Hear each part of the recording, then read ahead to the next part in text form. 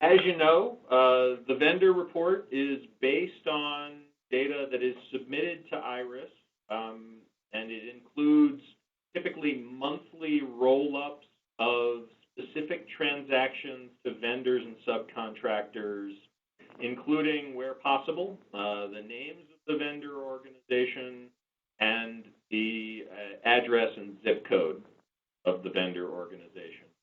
We link those data in this report to two different data sources, one of which is new. I'll spend a little bit of time describing it for this report, which provide information about the characteristics of the vendors, which we report here.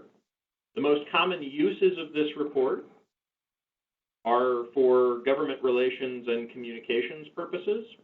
Generally, we would not suggest that you simply open this report for someone to click around in, say a journalist. Rather, the question is, how do you navigate it to explore your data to tell the stories you want to tell? As always, before I dig into the substance of the thing, all reports that we send you, provided you're logged in through the IRIS portal, are shareable. You click the share report link. You can set a time frame that the report is active, leave a note for yourself and for us, create a link that you can copy and paste to someone and they will see the report. You can download the underlying data files. So all of the tables and figures in the report, the underlying data are available in the download data file. And you can download a PDF of the report itself, which is just a PDF of the screens that are configured here. So those features remain. The core of the report is two things. The first, familiar to you all, but presented in new ways, is data derived from linkages between U-Metrics data that you all submit and the U.S. Census Bureau's longitudinal business database. The second is a new data source. It's a proprietary data set we have sourced from a vendor named Bureau Van Dyke, the Orbis data set, which is a fairly comprehensive data set internationally of public and private organizations, both for-profit and not.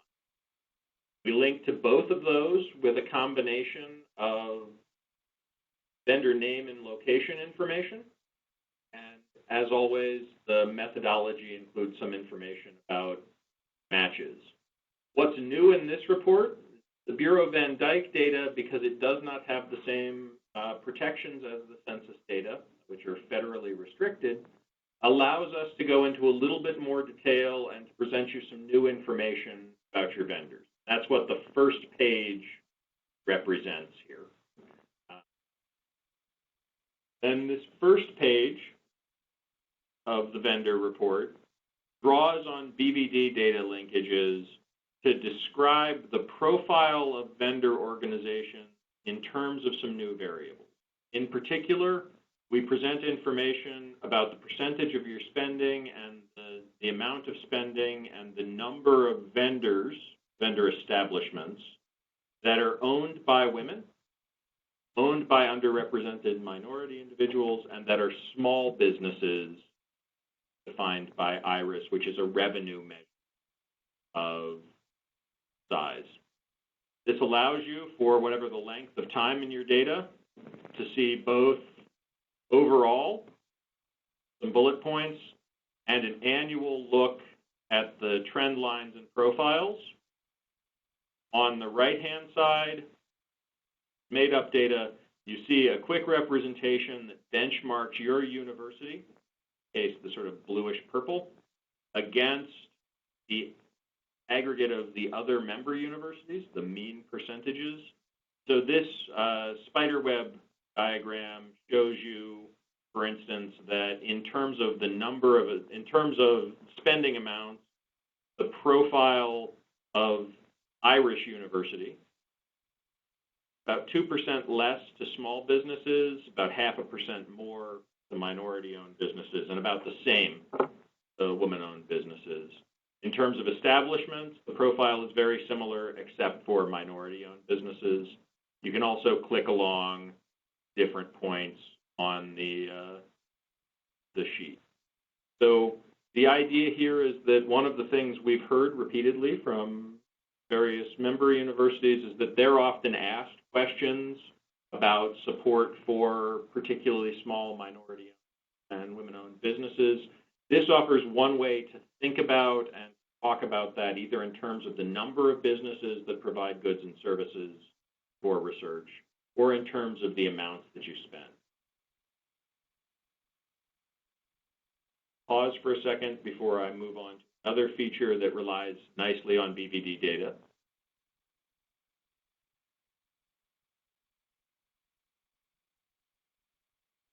Right. The next tab of the report is what we call the Vendor Location and Industry tab. What this does is draw on the Orbis data to identify the industry, that's the North American Industrial Classification System industry code. We look at that at either the 2-digit, the highest level, which is something like saying manufacturing, or down to the 4-digit level. You can see if you click on the 4-digit, go back, click on the 2-digit, to the right here, this tells you the top 5 industries for your spending nationally and the amounts you spent. So this diagram represents the scale of those. So you can see here that, for instance, healthcare and social assistance is big at the 2-digit level. If you move down to the 4-digit level, what you see is that you get much more specific version of healthcare, including vocational and rehabilitation services and general medical and surgical. Depending on audience, who you're talking to, and particularly what's important in the state or region you're interested in discussing the impact of research funding for, you can present different views of it. It's particularly important because for the first time, these data allow us to dig more deeply into the intersection between industry. So this is a national representation. Again, the data are made up, which is why Florida is so very, very big here. But when you click on a particular state, it shows you the county map. More importantly, it shows you a bit of new information on the right-hand side. Now you see the top spending from your institution to businesses in industries in the state where your university is located. That's compared here to the top industries in the state by employment, which is drawn from a federal public data set called the QCEW, the Quarterly Census of Employment, of course, is made by the Bureau of Labor Statistics. The number we report here is the location quotient, which is a measure of how important relative to its importance in the whole nation this particular sector is for employment in your state. One way to think about using that is if you look at the 2 different flower diagrams, what you can see here, and again, this is made up data, so I'm not going to try to tell a coherent story about it, but you can see, for instance, that one of the top 5 employers in the region, in the state, is the construction industry. That's also the place where this made up university spends the most money. So if you wanted to talk about the alignment of employment in a state, or for that matter, in a county, with the employment makeup of the county, this would allow you to do. So this is one of those places where there are tidbits that are useful at a very high level. You might see what are the top states where your spending goes, what are the top industries, decide to explore more specific industries, not just construction, it's residential building and construction. You might also decide to explore more detailed geographies and move around to other sectors of the state. One use case for this that we've seen made quite effectively for state relations is when you might identify regions of your state or other states for federal relations where it might be important for you to demonstrate near-term effects of having a significant research portfolio in terms of the economy and employment. pause there again before I move on to a new presentation of the census data that many of you have seen before. As I'm pausing, if there are any questions, please either self and ask them or send a chat to Kevin and he'll let me know. Watching. All right, awesome. Move on to the next. This tab is drawn from linkage to Census Bureau data.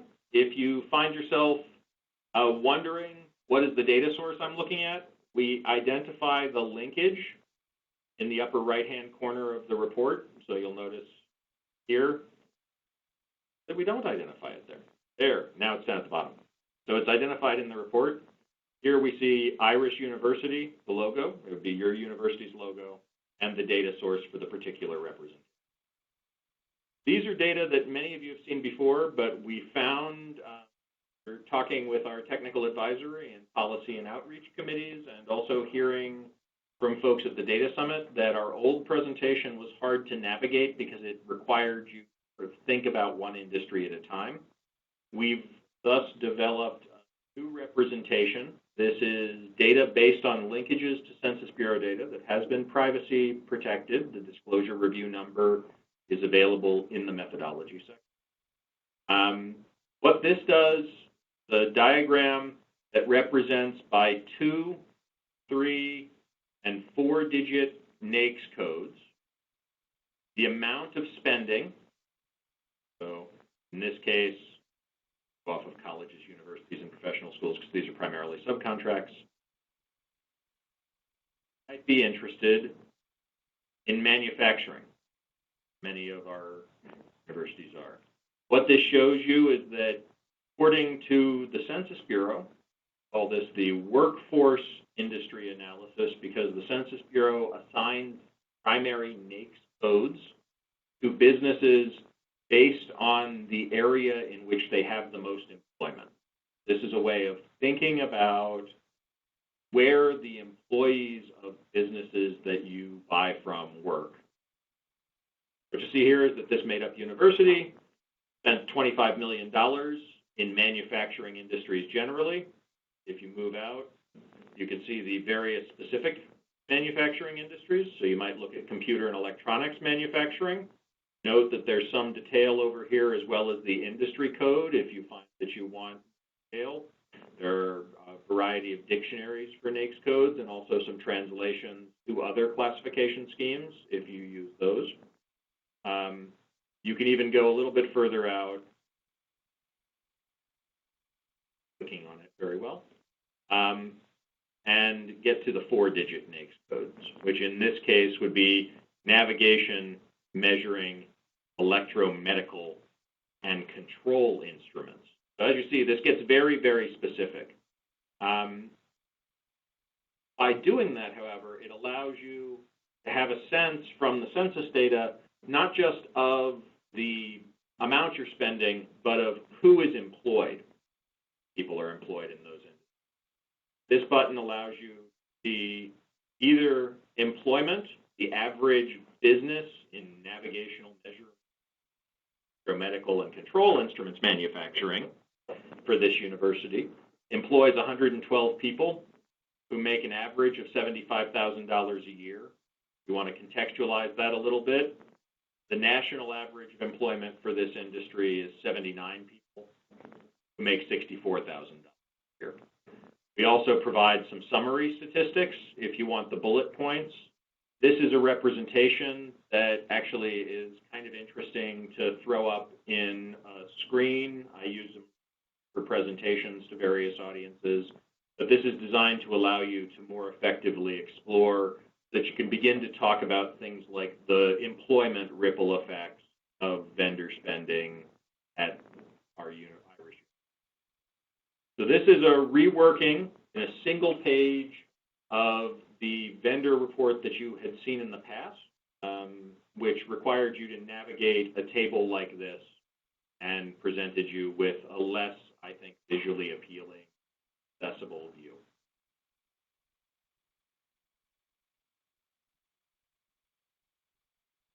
The final tab presents a similar thing, but it is again drawn from Bureau Van Dyke data, not census data.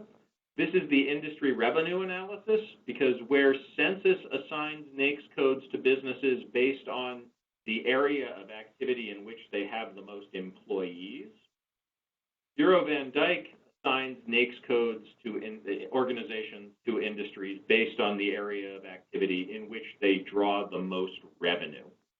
So whereas this tab tells you something about the number of people and the types of people employed in vendors you purchase from, this tells you something about the sources of revenue and potential profits of the vendors.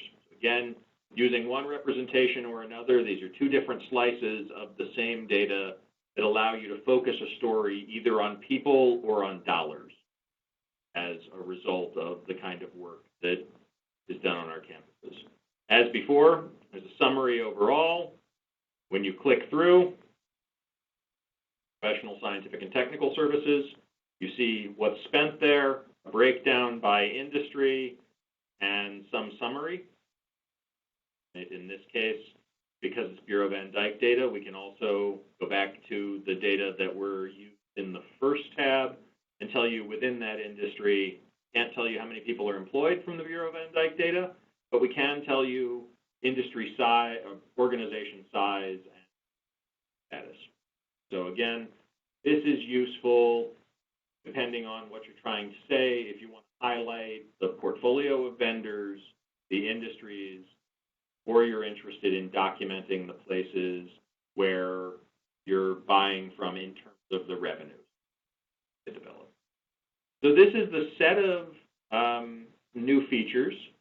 Of these, emphasize again, the only thing that you've seen before, though, is a new presentation, is the census data.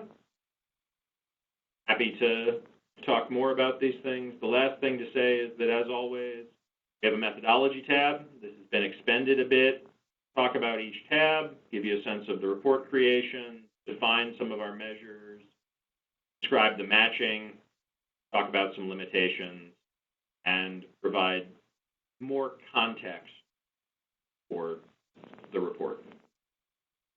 I'll stop there. Kevin wants to say a word. So I just want to add one thing.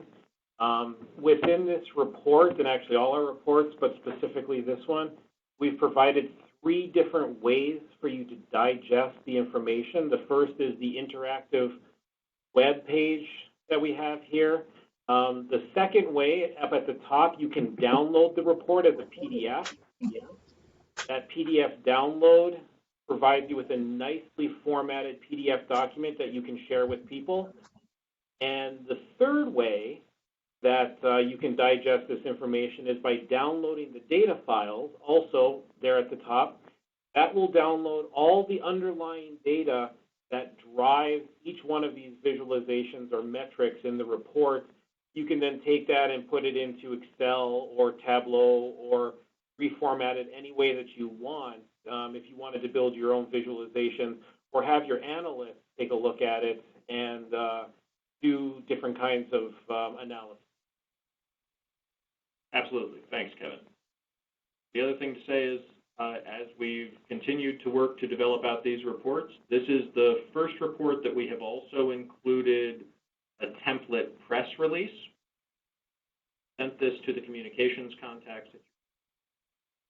We included a version, you could think of it as press release Mad Libs, of a press release that we developed here that was used by the University of Michigan with placeholders for quotes that you might want from your institution, stakeholders, and also placeholders for specific data points, many of which were referenced in our summary in the email we sent you, others of which can be drawn from the report itself. Obviously, you're under no obligation to make use of that data, but we provide it as a way to give you a sense of how Communications Office at Michigan and several others have used the data upon receipt for purposes of general communication and press rather than specifically for government outreach.